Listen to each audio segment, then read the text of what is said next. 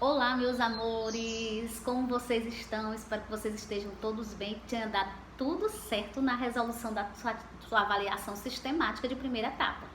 Daremos início hoje ao segundo trimestre, segunda etapa. Trazemos hoje a aula de Geografia, lá no módulo 2, capítulo 5, com o tema A Organização do Território Brasileiro. Vamos iniciar analisando a abertura do capítulo. Observe a imagem. O que essa fotografia mostra? Você já tinha visto esse prédio antes? Você sabe algo sobre ele? No Brasil, há governantes eleitos para administrar o país, os estados e os municípios. A fotografia retrata o edifício onde trabalha o presidente do nosso país. Vocês sabem quais as principais responsabilidades desse governante? Pense um pouco. Essa foto é a foto do Planalto na Praça dos Três Poderes, em Brasília, lá no Distrito Federal.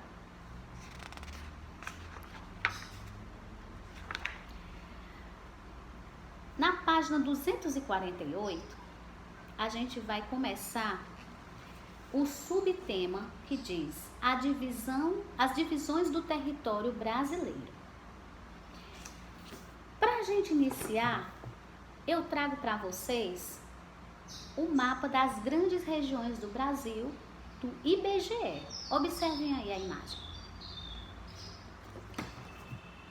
As características da natureza e a forma como a população vive são diferentes em cada parte da superfície terrestre e dão origem a paisagens variadas. Em um país com um território tão extenso como o nosso, como o Brasil, essas diferenças são bastante significativas.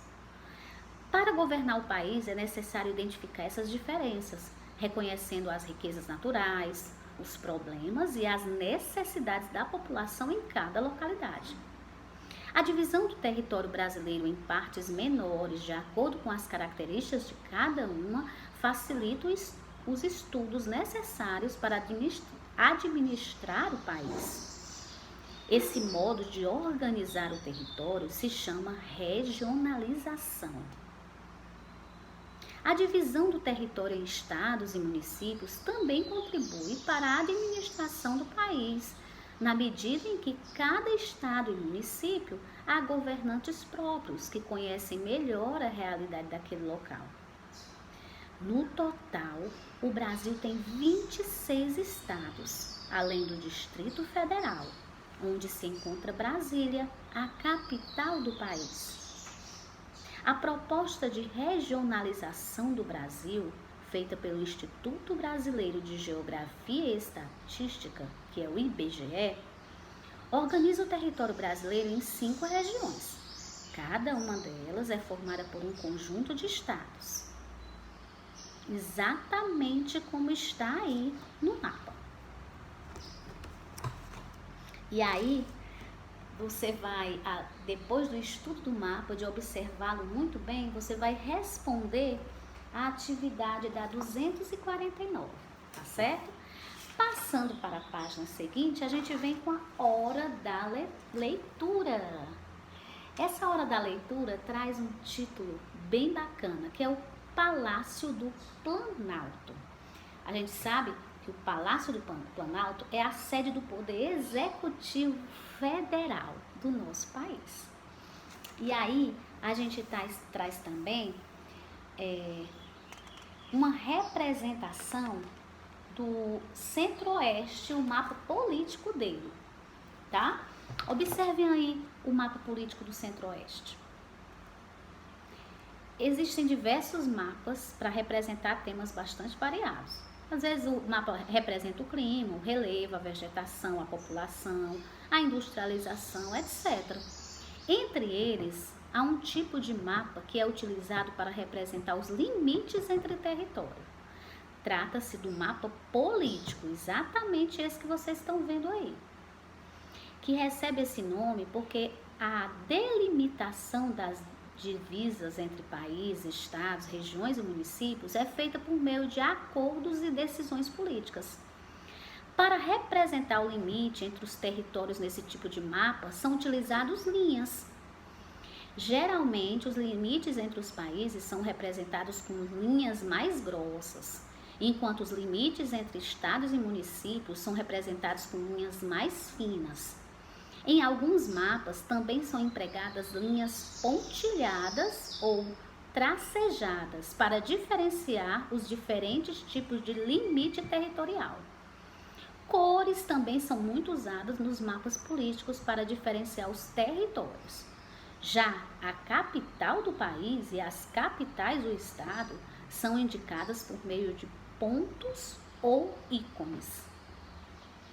E aí, depois dessa explicação, depois de ler mais uma vez, observar melhor o mapa, que também esse mesmo mapa está no seu livro, você vai responder a duas questõezinhas que está na página 251.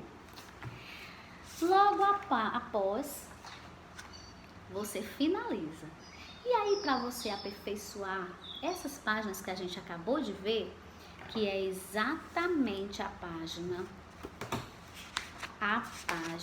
246 a 251, você vai continuar respondendo uma página por vez, devagar, do módulo 2, apenas do capítulo 5, para você ir aperfeiçoando todo esse estudo do capítulo 5. Já é como se fosse uma revisão do capítulo. Tá certo? Na próxima aula a gente dá continuidade a esses assuntos que a gente iniciou hoje, tá bom? Um abraço, uma ótima semana, uma semana produtiva de estudos. Não esquece, aproveita teu tempo para estudar, para ler, para aprender cada vez mais. Um abraço bem apertado e até a próxima aula.